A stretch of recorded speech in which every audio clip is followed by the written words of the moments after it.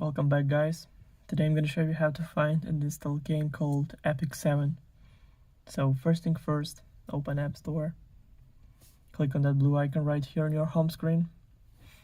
Then make sure that you log in on your Apple ID account. Then click on the search button right here. And in the search bar, typing Epic 7 and go search right here. Then scroll down a little bit until you find the game. So click on that, then click get, then install, then confirm installation through Face ID or Touch ID or using password from your Apple ID account. So now it's all done.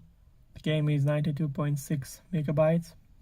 Also, all links will be in the description of this video. Hope you guys enjoy. Thank you for watching. Please like and subscribe for more. Bye.